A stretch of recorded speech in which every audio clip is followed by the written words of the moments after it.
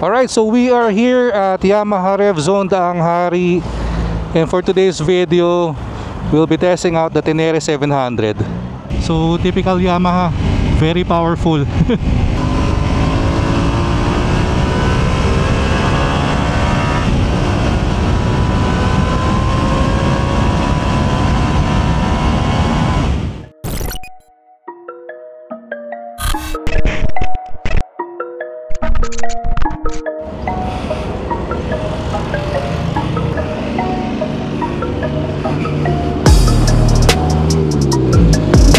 Alright, so first ride natin sa Tenere 700.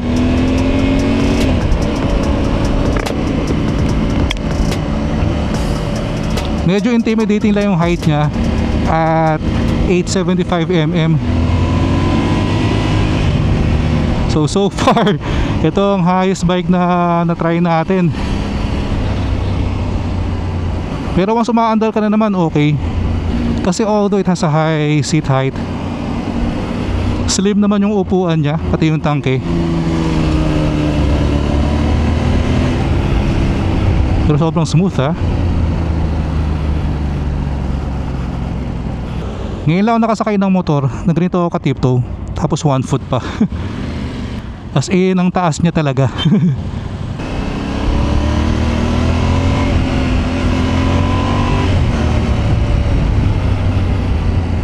And by the way, the Tenere 700 has 689cc displacement. So dito matatry ulit natin. Ayun. Panis na panis sa Tenere yung lubak.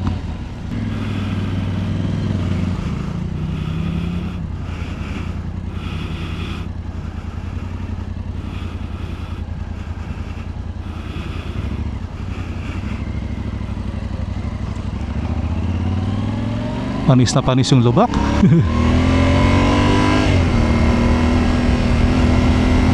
So kung mag-ride kayo sa buwan, perfect to. Panis yung craters eh.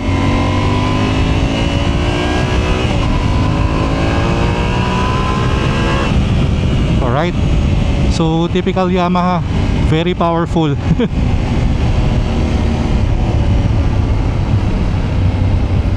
So doon na tayo sa same route. Villar City Gaming. Yan yung headlight pala nito guys, 4 LED. And may front and rear ABS din.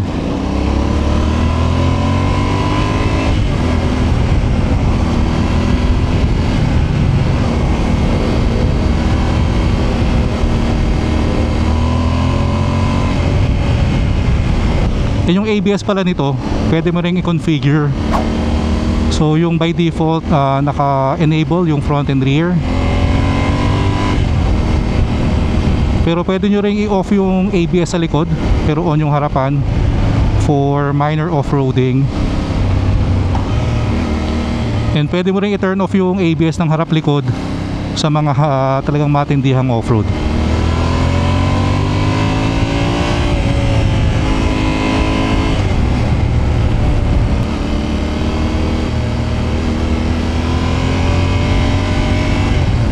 Alright, Villar City Gaming.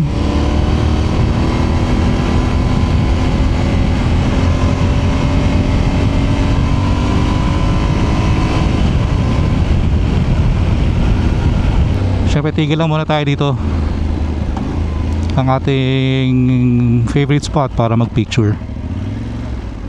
Dito banda, ayan. Alright, ang ganda rin ng pagka blue eh no. Pero again, grabe sa taas guys. I'm 5'8" and super tiptoe ako 1 foot.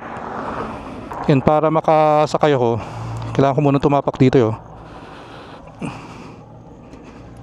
Tignan nyo guys kung gaano ka tiptoe.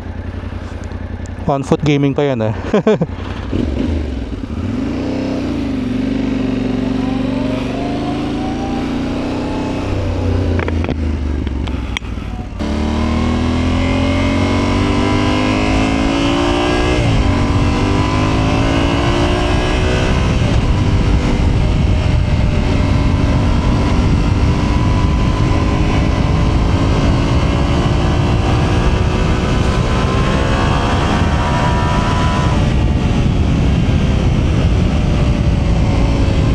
Like what I mentioned earlier, hindi ka kakapusin dito. Goods na goods. And sobrang taas ang presence mo dito. Eh no, ang laki ng taas ko sa kotse sa sedan.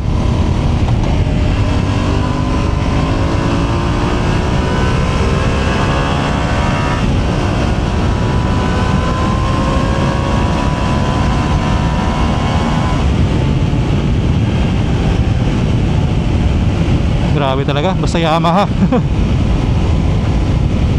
Matic na yun eh. It's all about power.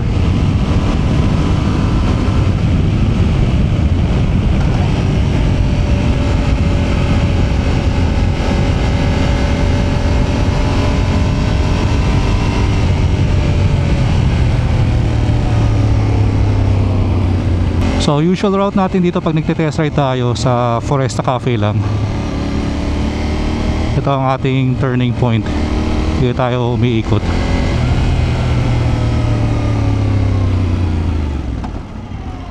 Pero pwede rin tayo mag-picture dito ah.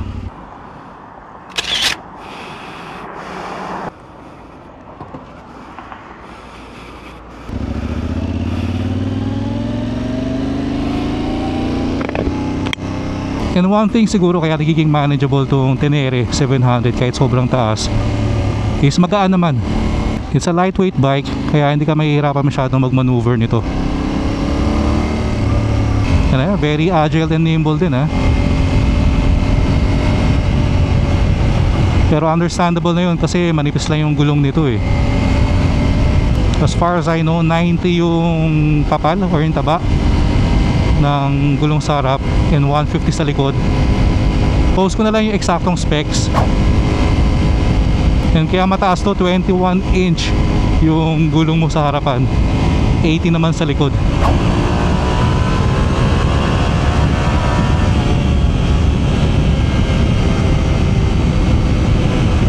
Ibang klase ang presence mo sa kalsada dito. Tingin ko pwede rin sa city riding to eh. Kasi kaya mo naman i-filter to since manipis nga yung footprint ng bike. Yung mga aso. Pero yun nga lang, depende sa height mo. Kasi ako at 5'8", talagang sobrang tiptoe. Wala nang titiptoe pa.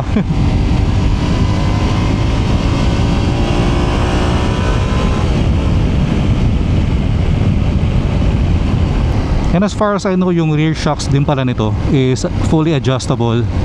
So pwede nyo i-customize depende sa weight nyo. Siyempre lalo na kung i-off-road nyo to. Naku, tulad nito, matagal ang stoplight. Tingnan nyo yung tukod ko dito guys.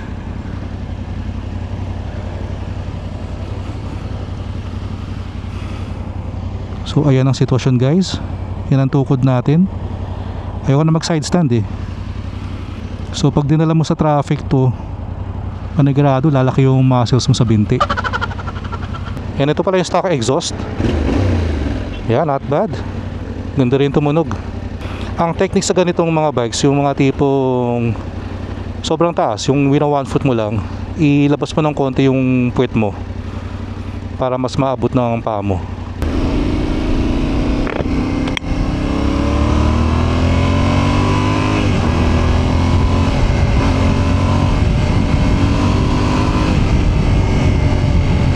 Pero impressive na ako sa makina nito ah. Sobrang smooth ng engine. Lalo na yung shifting. Yung power niya very balanced. Kita niyo naman kanina sa Villar City kung gaano ka powerful to. Pero hindi naman yung tipong gugulatin ka. So linear din yung power delivery. Pwedeng banking talaga to. So kung nagugustuhan yung mga review natin guys, favor na rin, please click the subscribe button below and like and share the video. And pa-comment na rin kung ano yung mga gusto nyo pang i-test ride natin sa susunod. Alright, so balik na tayo. Yamaha Rev Zone, Daang Hari, maraming salamat. So kita-kits tayo sa next one. Ingat kayo lahat palagi. Always ride safe. Peace out. So good afternoon, I'm Jello De Mesa, Sales Executive at Yamaha Revson Daang Hari. So we would like to invite you to visit our store. Hindi lang lower CC ang binibenta namin dito, meron din kami mga sports bike sa taas. So meron din kami mga demo bike dito, katulad ng T-Max, MT-09 and Tenere. So, andito na po tayo sa second floor and nandito po ang ating mga big bikes like SSR 700, R7 and also T-Max. Meron din po tayo dito ang XSR 900 and ayun po yung isang kulay na available namin dito. Ito po yung color block ng SSR 900. Meron din po tayo dito mga production bike. Yung mga mahilig po umakyat ng mountain or mga naglalaro po. Ito po, available po ang ating mga production bike.